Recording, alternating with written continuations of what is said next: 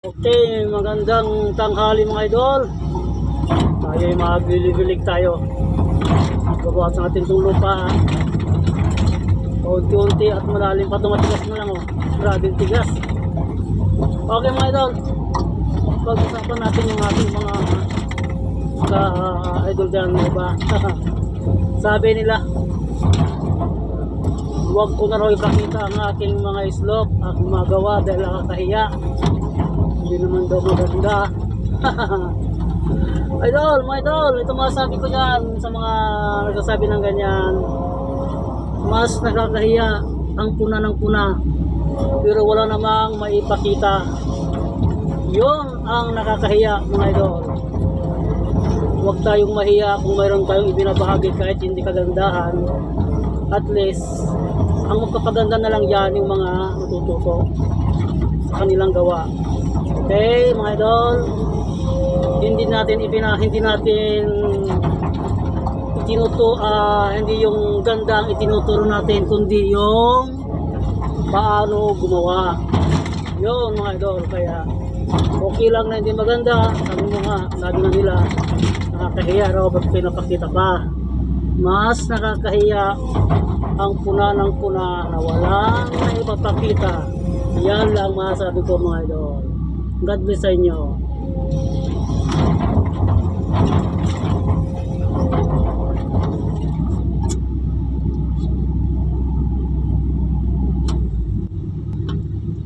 Walang pagkakaiba mga idol sa nakasama ko sa trabaho noon. Okay, magaling daw, marunong daw lahat, nasabi. Yun, marunong daw mag-direct, ganoon. Pero nung pinasampa sa equipment, natatawa naman ako kayo mga klase ng tao. Maano ba kung magtanong na lang, hindi yung magyabang, diba? Pagsampa ng equipment, hindi na pagalaw. Okay, basic na yun ha. Pero ang dami nasasabi.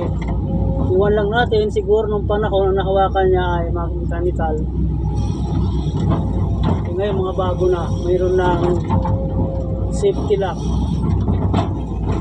Ayun, sumampa, in-accelerator. Yung ginawa, pihit ng pihit sa joystick. Hindi naman gumagalaw.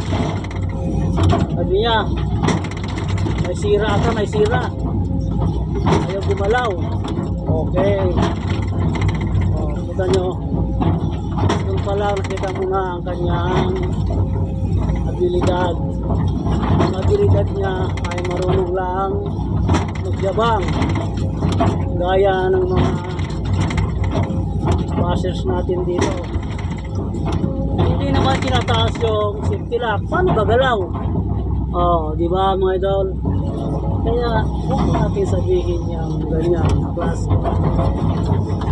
Huwag tayong magmarunong, buti kung alam natin, walang problema. Sabi ko nga, mas maganda, mas mabuting kumuna, basta't may milagro kang ipapakita.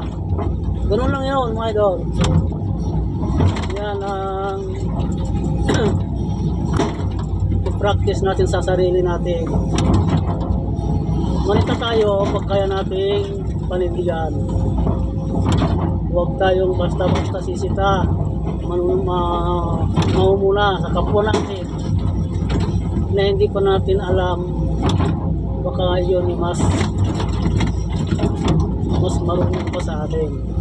Yun lang mga idol, yun lang ang gawa natin.